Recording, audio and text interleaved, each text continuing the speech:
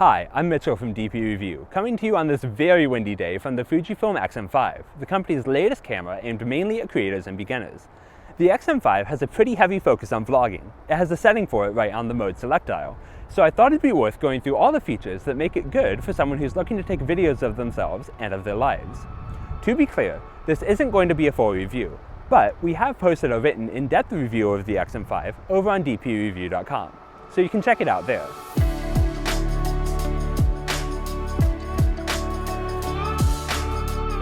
Let's start out with the basics. The X-M5 has a flip-out screen and a microphone jack on the top plate, so you can plug in a microphone without the cable interfering with said screen. There's also a headphone jack to make sure your audio is okay before you get home and realize that your microphone wasn't plugged in and the camera didn't capture any of your eloquent, beautifully thought out review of the latest Taco Bell menu item. Speaking of audio, the X-M5 is Fujifilm's first camera to have a 3-capsule microphone on the top, which is meant to help focus in on just the sounds that you want to hear.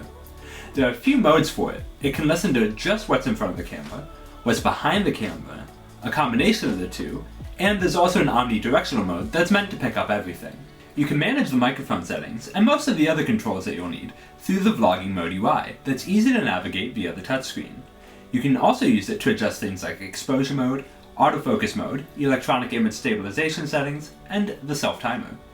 You can also use it to manage built-in vlogging features like skin smoothing, background defocus, which opens up the aperture to give you a nice blurry background, and product showcase, which tries to keep the camera from focusing on your face when you're clearly holding an object up to show the audience.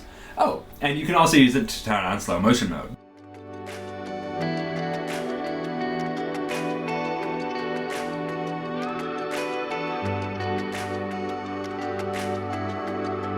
The vlogging menu also lets you turn on the short 9x16 video mode, which takes the 1080p crop from the center of the screen and records for up to 15, 30, or 60 seconds. Basically, it's a way to quickly and easily take a video for Instagram or TikTok, which you can then transfer over to your phone relatively quickly, despite the disappointingly slow Wi-Fi built into the X-M5.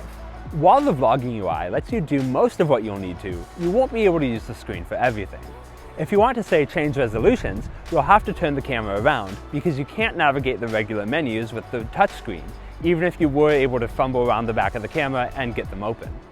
One other big thing to consider about using the X-M5 as a vlogging tool is that it doesn't have a stabilized sensor to cut down on the shakiness that can come with handheld footage.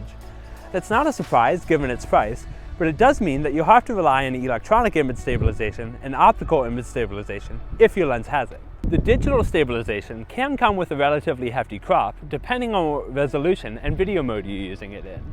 We've also found that it can really struggle if you're trying to move the camera. You'll wind up with this grab and release effect that makes its pans look quite jarring. There is a boost mode as well, which I've just activated, which is meant to make shots without pans or tilts look even more stable, even if you're walking.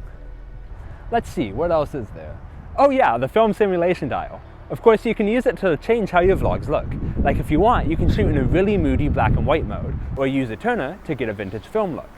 Or if you're going to be editing your vlogs, you can shoot in F-Log and get a really flat look, which you can tweak and modify with lots in post.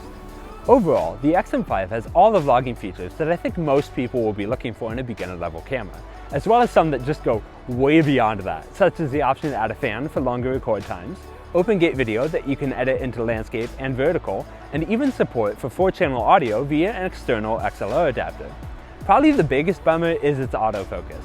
I've found that it's generally okay if you're filming yourself close up, but if you turn the camera around to film various things throughout the world, it's just not going to be reliable at tracking and focusing on subjects as other cameras. That's pretty much the general theme of a full review too, which you can read over at DPReview.com. The X-M5 is really a solid little camera that's fun to use for stills too. It has nice controls, a good interface, and what I would say is an excellent design. The two big downsides are its autofocus system, as I said before, and the lack of any EPF. That's obviously not that important for vlogging, but if you're taking pictures, it can be nice to have as an option, especially if it's sunny out. If you can look past those downsides though, it's an otherwise great option for beginners and gives you a lot of room to grow, especially given the vast array of lenses that are available for it. It's also arguably one of the best looking designs on the market. Its competitors look like digital cameras, but if you were to pull out the X-M5 at a party, I wouldn't be surprised if people ask you about it. And that's like the most important thing, right? Is that the camera makes you look cool. That may be taking it a bit further, but that's fine. All right, thank you all for watching. And be sure to head over to DPReview.com to get all the details on the X-M5. I'll see you around.